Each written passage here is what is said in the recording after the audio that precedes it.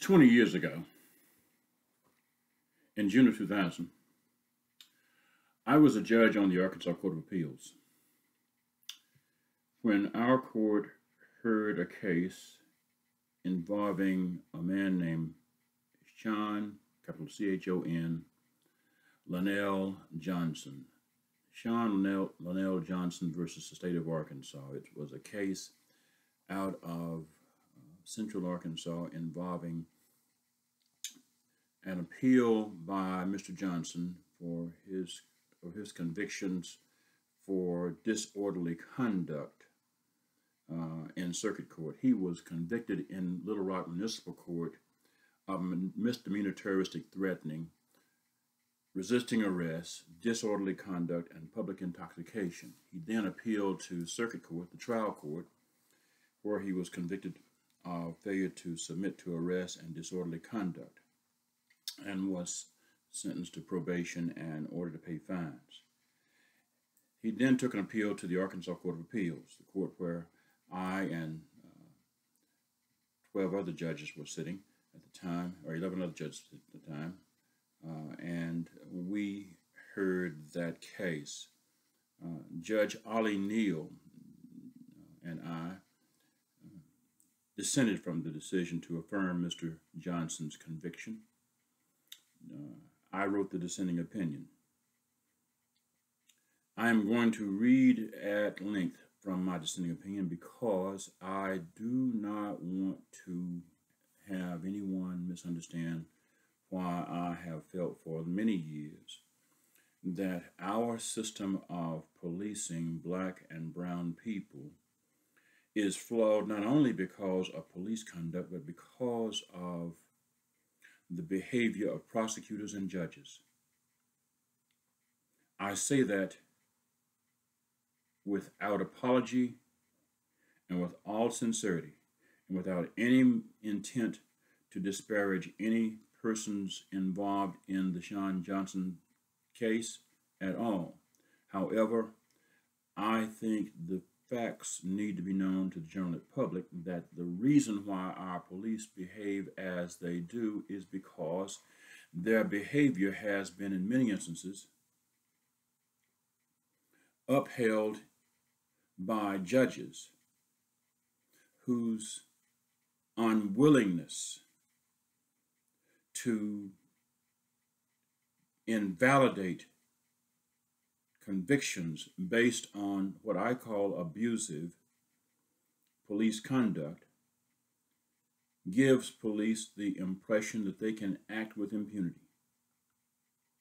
And so I will read excerpts from my very lengthy dissenting opinion and hope that it will shed some light. At the beginning of the opinion, I quote an opinion, a statement by Justice Hugo Black in the state case of Chambers versus Florida, a 1940 case. That quotation reads, "Courts stand as havens of refuge for those who might otherwise suffer because they are helpless, weak, outnumbered, or non-conforming victims of prejudice and public excitement." That's Chambers versus Florida, 309 U.S. 227, 1940. My dissenting opinion begins as follows. By affirming appellant's conviction for disorderly conduct because he used profanity in questioning the validity of a police officer's actions, the majority turns its back on this vision of the judicial function that Justice Hugo Black of the Supreme Court of the United States asserted more than 50 years ago. Remember, this was in 2000 when we decided this case. The majority does so despite a long line of decisions holding that anyone is free to verbally challenge police action. Although the majority properly rejects the state's transparent assertion that appellant's challenge to the sufficiency of the evidence is procedurally barred, its decision to affirm appellant's conviction is reached by what is plainly a de novo exercise aimed at upholding a trial court result that cannot be justified according to the proper standard of appellate review. And the majority decision comes in the face of overwhelming evidence that the police based their contact with appellant on a racist judgment that he, a black man, did not belong where a police officer saw him and was not entitled to assert his right to be left alone, using profane yet not incendiary language. I will not support a result that legitimates double standards in our criminal justice system and adds judicial endorsement to occupation force police conduct in poor and minority communities. Instead, I would reverse and dismiss the disorderly conduct conviction and hold that the record is insufficient to support it. Facts. On the evening of May 1st, 1998, appellant, who is partially paralyzed, visited his great aunt and uncle who lived at 511 Ray Road in Jacksonville, Arkansas. While there, appellant received a message that his girlfriend was stranded on Valentine Road. So he phoned for a cab, talked with his aunt while he watched the news until sometime between 10 and 10:30 p.m., and then stepped outside his aunt's house to await the cab. Officer Mark Swaggerty of the Jacksonville Police Department was patrolling the south end of town and driving in the 500 block of Ray Road when, according to his trial testimony, he, quote, noticed a black male standing on the corner of the road, and as I approached him, he was getting real nervous and started pacing and looking back and forth at the patrol unit. I got out and asked him his name. He immediately became hostile. The first words out of his mouth were, "Why are you harassing me?" Close quote. I could smell alcohol on him. He began to walk away. Due to his violent behavior, I called for another officer to come over there. Officer Mayberry, other than his cursing, just the way his actions were, indicated that he had a violent demeanor. The way he was yelling, cursing, his look and attitude toward me. This conduct lasted the whole time during the whole event. Just the smell of alcohol about him and the way he was acting indicated he'd been drinking. Close quote. Officer Thomas Mayberry of the Jacksonville Police Department testified that he responded to assist Swaggerty with a, quote, belligerent individual he was in contact with in the 500 block of Ray Road. As I arrived on the scene, pulled and exited my vehicle, I observed Swaggerty's vehicle parked approximately 100 yards away in the roadway. Mr. Johnson and Officer Swaggerty were walking towards me with Mr. Johnson in the lead, and Officer Swaggerty trailing by about 15 to 20 feet. Mr. Johnson was flailing his arms around, yelling, cursing, and I identified him by name by calling out to him. I established contact with Mr. Johnson. He was walking toward my unit. I attempted to calm him and find out what the problem was. His response was that he was being harassed by Officer Swaggerty. Mr. Johnson, during the next few minutes, alternately became agitated and calm as I used persuasion talk to try and calm him, talk to him, and find out what was going on from his perspective. By persuasive talk, I mean I was simply trying to calm him down, get him to walk to me, explain to me what was going on from his perspective. Basically, to quell the disturbance that I was seeing. During our conversation, Mr. Johnson informed me that he was trying to wait for a taxi that he had summoned. I got on the radio to my dispatcher, called them to contact the taxi company, and verify Mr. Johnson's account. Close quote.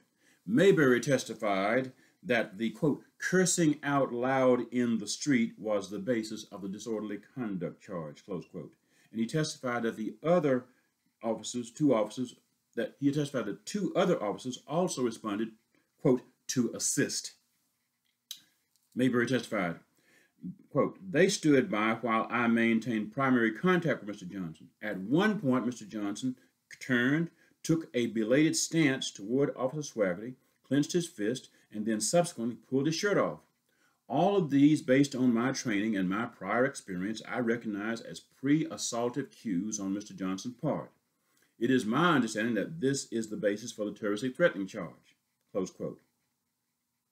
Mayberry testified that he continued trying to, quote, calm Mr. Johnson down while I awaited some verification from our dispatcher, and also just to get him to reduce what I perceived as a very agitated state on his part.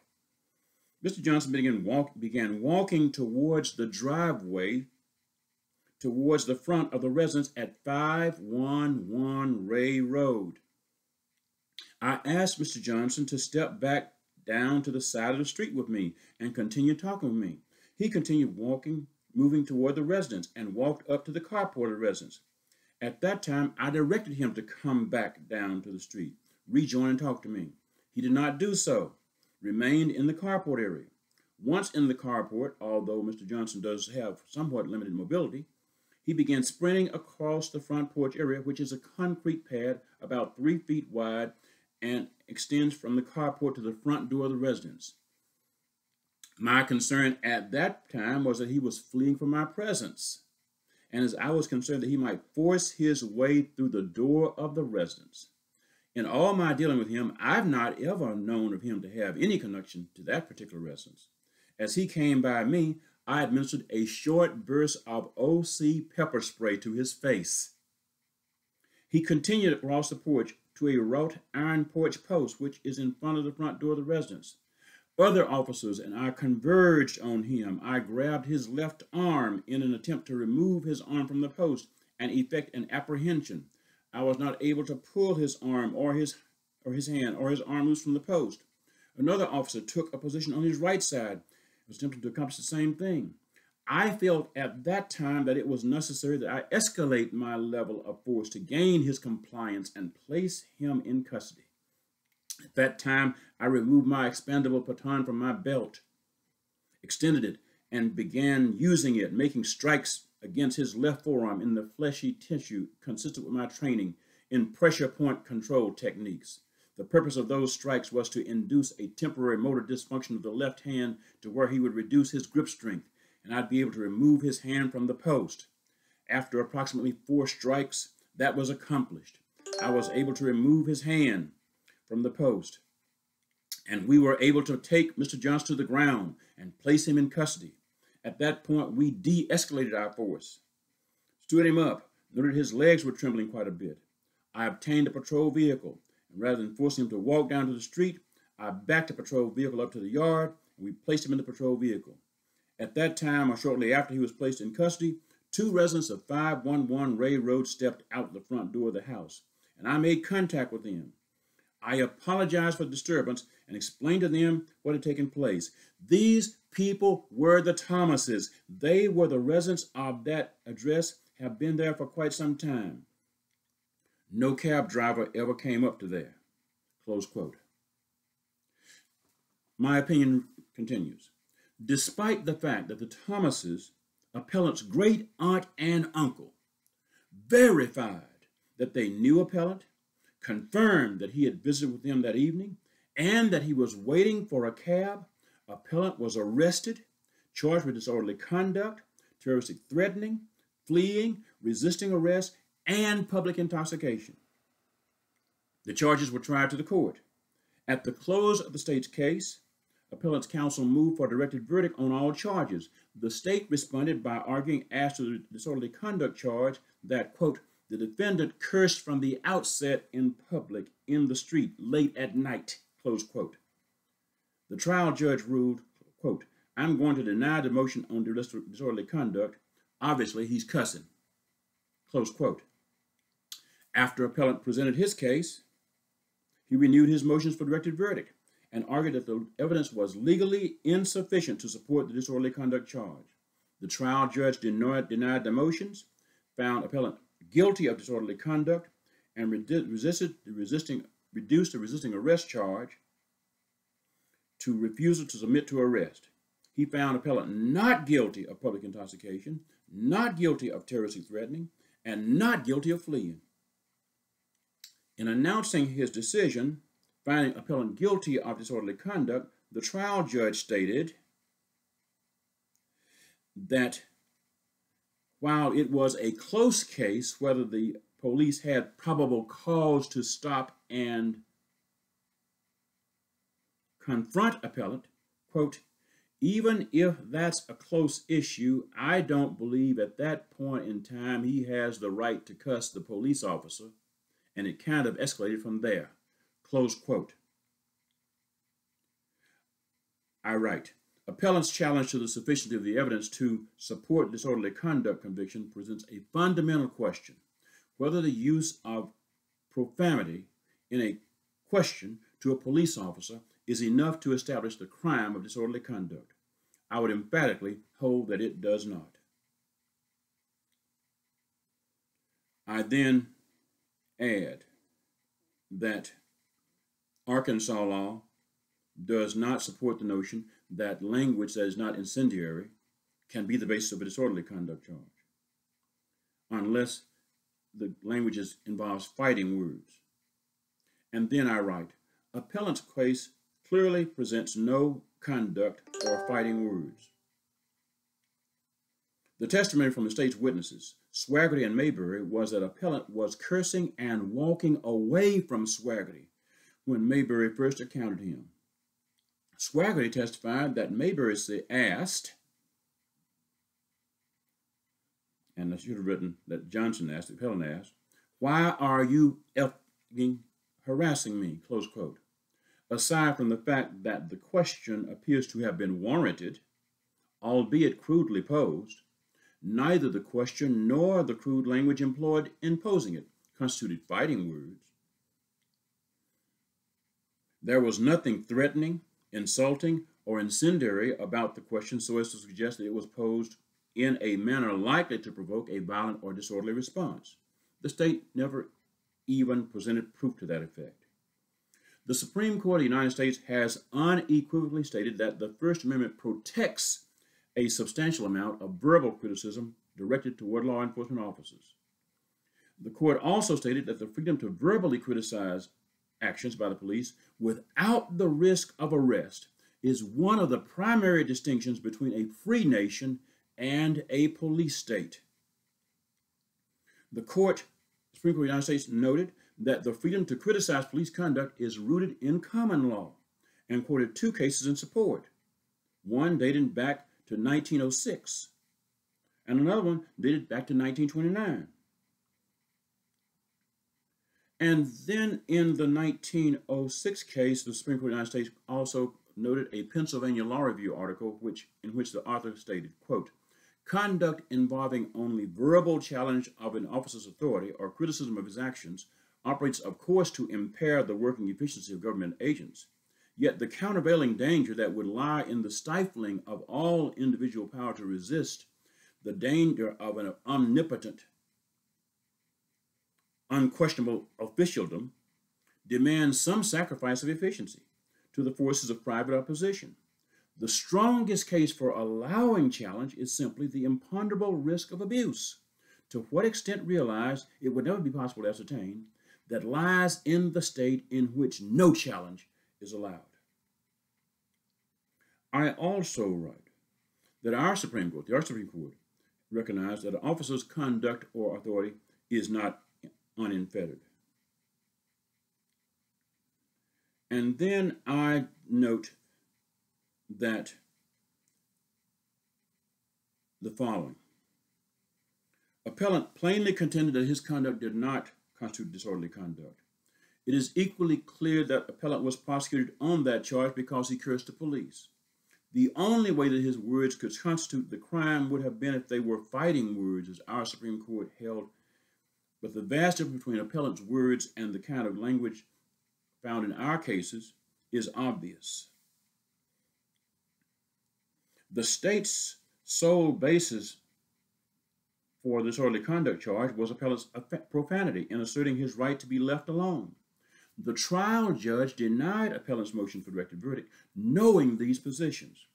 The majority and concurring opinions in my court now affirm that, quote, "the trial judge was not barred by the arresting officer's testimony as to what evidence may or may not be sufficient to make an arrest on that charge, much less what evidence is necessary for the court to convict." Close quote. I wrote, that observation is irrelevant. Neither the prosecution nor the trial judge referred to anything other than appellant's profanity with respect to disorderly conduct charge. Neither the prosecution nor the trial judge referred to anything else that would support a charge of disorderly conduct under statute aside from appellant's profanity. The majority in my court was building a case on appeal that the state never alleged below and the trial judge never found. The prosecution never proved and the trial judge never found that appellant did anything, quote, with the purpose of causing public inconvenience, annoyance, or alarm, close quote, or that appellant recklessly created a risk of a fight, violence, threat, or tumultuous behavior. No witness testified that appellant threatened anyone. In fact, the record shows that appellant either walked away from Swaggerty, Mayberry, and the other officers, or that he turned around and remained stationary when he removed his shirt and clenched his fist. There is no proof that appellant engaged in unreasonable or excessive noise. Making unreasonable or excessive noise is within the range of behavior covered by disorderly conduct. There is no proof that anyone accused appellant of disturbing the peace by what the prosecution termed his belligerent attitude.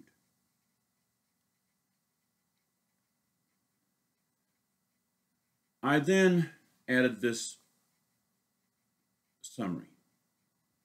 This case stands as stark proof about continuing racism and inequality in the American criminal justice system and the failure of police departments, prosecutors, and the courts to address the conclusion of the 1968 Kerner Commission report on civil disorders that, quote, many disturbances studied by the commission began with a police incident, close quote. Quoting from page 158 of the Kerner Commission report. Adding, it is unmistakably clear that appellant was approached by Officer Swaggerty because he was a black man standing on a public street at night in what the police termed a high crime area. The high crime area where appellant stood happened to be where his relatives lived. He had a right to visit his relatives and stand on the street outside their home while awaiting the arrival of a taxi without being accosted by the police. The police had no basis whatsoever for suspecting he was engaged in, had committed, or was about to commit a crime. Although I disapprove of appellant's profanity, I denounce Swaggert's initial engagement with appellant, the way that appellant was treated by 4 police officers after he disapproved of Swaggerty's approach, and appellant's prosecution and conviction for disorderly conduct as racist. Swaggerty's testimony proves that appellant's race, presence at night, and desire to be left alone, also known as SWB, standing while black or brown, caused Swaggerty to view him with suspicion. That racist judgment triggered this case. Somehow, the police deem appellant's obvious and understandable irritation about being deemed suspicious merely to being present and unwilling to interact with them as justification to require him to submit to detention while they attempted to verify his account.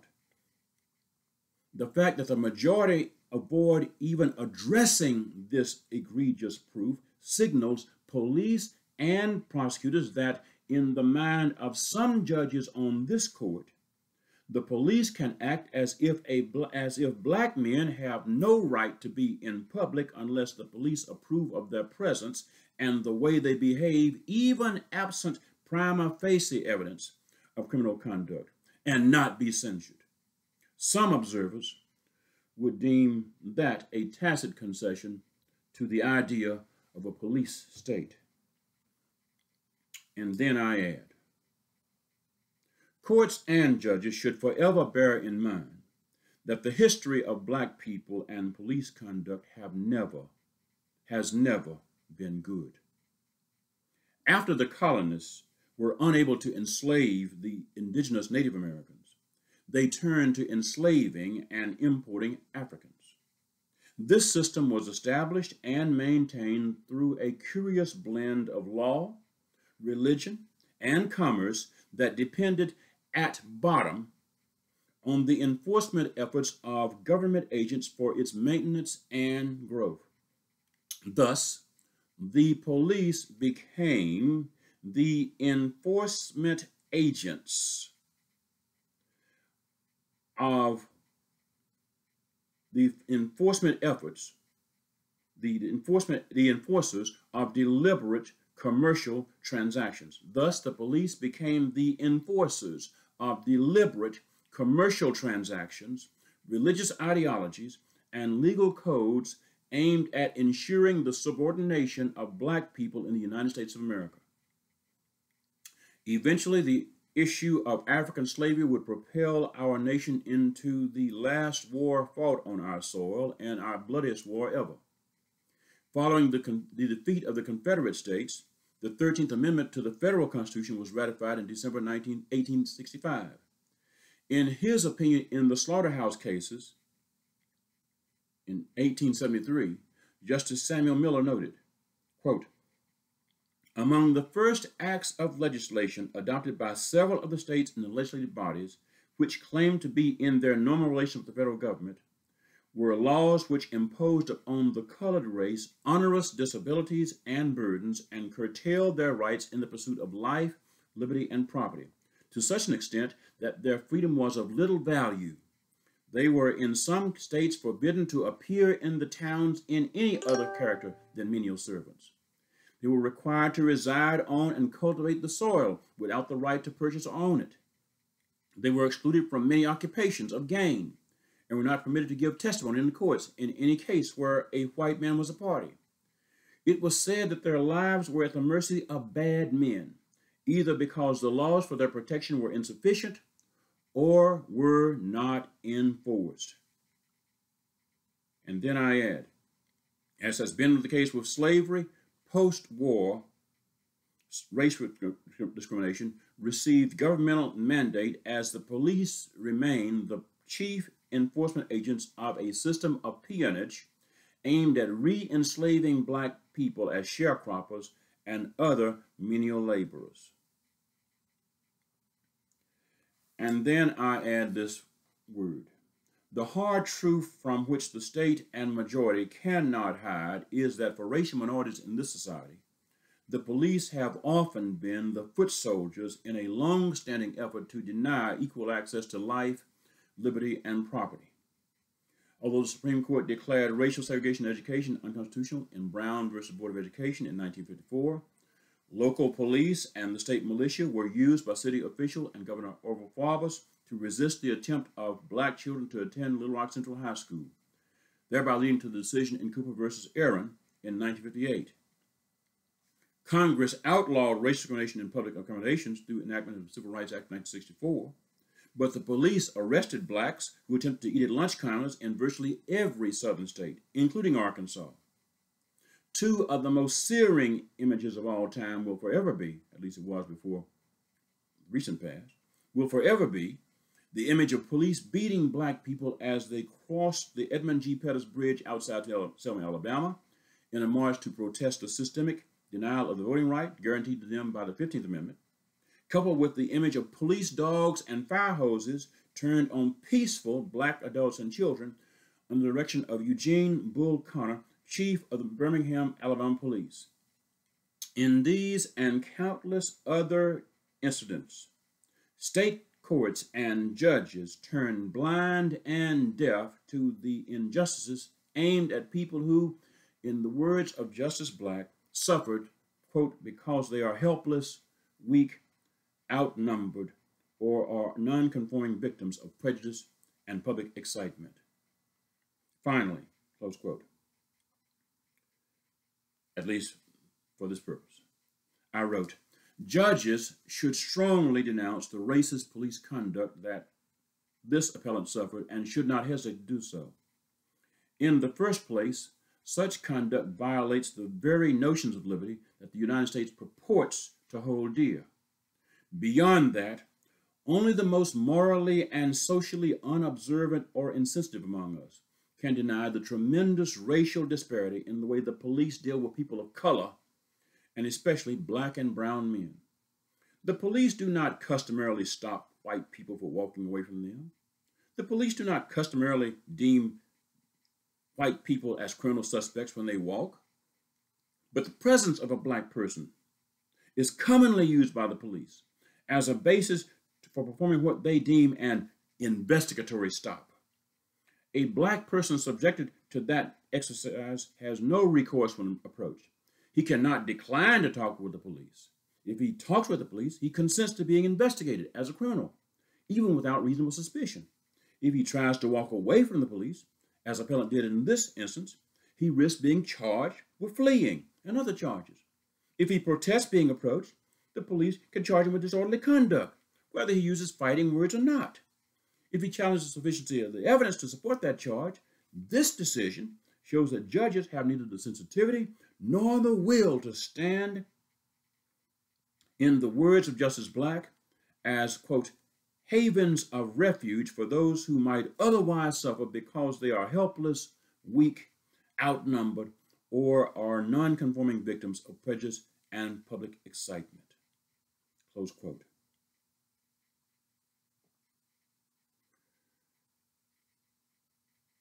I share this with you in this long 30-minute block, 30-minute video, to let you know that judges at the state court level, trial judges and appellate court judges, need to be included among the people we blame, yes, blame, for the vicious, abusive, and homicidal police conduct that you have been seeing, we have been seeing, and people have been suffering. Until we include changing the judges as well as changing the police misconduct will continue. We need your help. I hope now you know why I am asking for it. My name is Wendell Griffen in Little Rock, Arkansas. And as the politicians say, I approve this message.